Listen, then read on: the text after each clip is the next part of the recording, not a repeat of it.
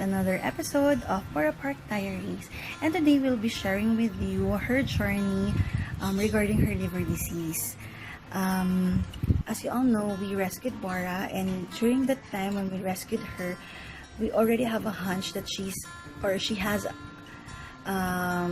been sick and she's very unhealthy. When the time I got her, she's very dirty. She has a lot of scars on her back, and she's very hungry, like she's been starved for days. So it's been a year now since we learned that she has liver disease, and we wanted to share that journey with you. So, before I forget, Bora has been playing for hours already. Now she's knocked out, and she wanted to sleep on the floor instead of on the pillow. So there. Okay, so let's start. How we learned that she has liver disease. When we got her, like I said before, she's very unhealthy. So I decided to go to the vet and then have her checked. The vet told us that she needs to have a complete blood count. And then when the result came, that's when we confirmed that she really has liver disease. But it's actually not seen on her because she looks very normal. She plays a lot and she's not complaining. She's not in pain or whatsoever. So we thought that it's just, when the vet gave us a few medicines for her to drink, she will feel better, and then after that, she'll be cured. However, not until this year, during the quarantine. The quarantine started here March 16, but then something happened March 19. She vomited with blood, so I was in panic. I was really in panic. I called up my cousin to help me out, bring her to the vet, because during that time we were not allowed to go out. We are only allowed to go out if we have a private car. So at that time, I am kind of living a little bit far from my parents. So I asked my cousin, who has a car at that time, to help me bring Bora to the vet. And then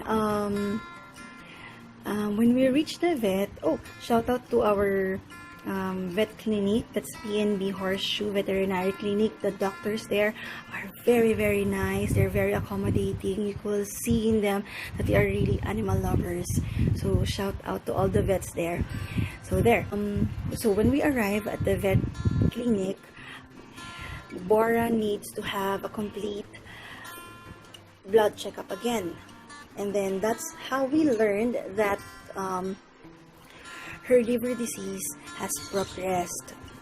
So as you can see in the result, there are items that are high and low, but I will not explain it to you because it's not my forte, and I don't know much about this one, so I will leave it to the vet. So the vet actually focused on the ALT of Bora, since she already have a history of having a liver disease. So having ALT monitoring test is to determine how active the liver damage is, but it will not tell you what's the cost. So as you can see in her first result, so the ALT is 382, whereas in the normal, if it's in the normal state, it's 125. So you can also see in the chart that it's really high. Because of this result, the vet told us to change her diet. So we changed her diet to a new one. The vet prescribed a new dietary food, which is the hepatic food.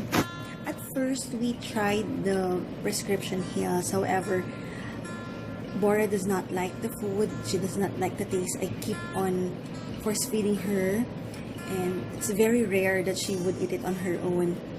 I had a hard time, and I think she's really stressed with it. We finished 2 cans in a week. After a week, we changed her diet to Royal Canin hepatic food. What's funny about this one is that if you open it, the aroma is really there. You put the content inside a container and with no label, people would think that it's actually a liver spread because it really smells like liver spread and probably tastes like liver spread too. So I introduced it to Bora. She likes it very much. She loved it. Sometimes I would just like put a little amount on her under her gums so that she will have a taste of it, and then before giving her the bigger amount. Before, we used to finish 1 can in 4 days, but now we can finish 1 can in 2 days. So she's really happy. In addition, the vet also gave us medicines for her to drink. One of the medicines that was prescribed to us is the Silimarin. It's actually a liver, liver medicine, but it's herbal or something like that. Other than the, aside from the liver rolling that I give her, and also her vitamins and supplements.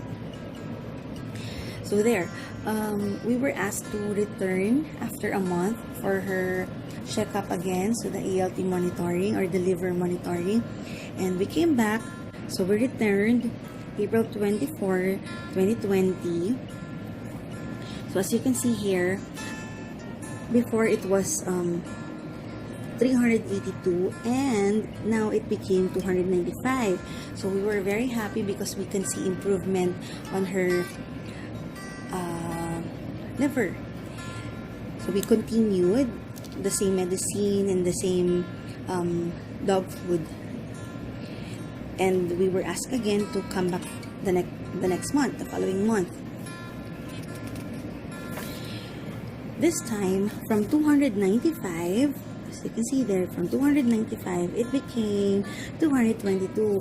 So we're really very happy because we are hopeful, and we are we're cheering Bora that she's been doing great, and she's following all the supplements, or she's been drinking supplements and eating the food that she's supposed to eat during this monitoring.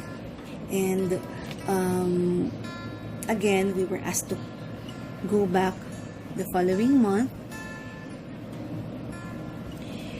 However, we were actually scheduled June 27, but since the liver test kits are not available at that time, we were asked to come back the following week. So just a few weeks ago, that's already July 4, 2020. So from the previous, it's 222. Unfortunately, it's 251. So because of this result, the doctor asked me, or the vet asked me, if I saw any changes from Bora's attitude or character. He also even asked me if she's been peeing a lot or pooping a lot. So I told the vet that Bora has been drinking a lot of water, so I guess it's just normal for her to pee more, because I think with humans it's just the same. If you drink more water, you pee more often. So there. And then in addition, the doctor or the vet asked us to, other than the monitoring for the next month, which is going to be on August 4, 2020,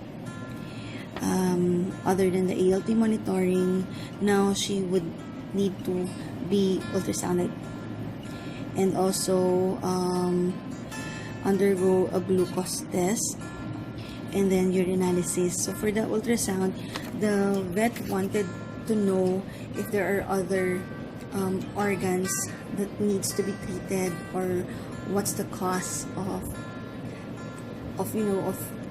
having a higher numbers again.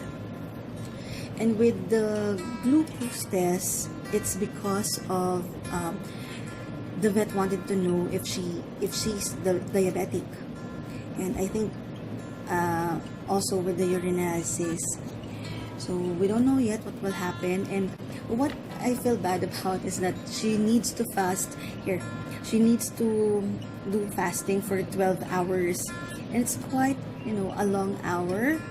It's really long for her. I think it's gonna be gruesome. I really feel sorry for her. The doctor gave us an hyperacidity medicine. I will not mention the name. I would just like to say that if you heard a medicine from other people, please do not self-prescribe, because it's really dangerous for your pets unless it's given by a veterinary or a doctor that's more expert on their field. So again, we were prescribed, so we will take that before. It's for her hyperacidity, so she will not vomit during the 12 hours fasting. We don't know yet what will happen, so I ask everyone to please pray for her safety, and for her to be healthy soon. It's kind of ironic seeing her, or knowing that something is wrong with her inside, but she's not showing it. So please continue to pray for her health. And I would also like to thank, before I end this video, I would like to thank all the vets that has been part of Bora's liver journey.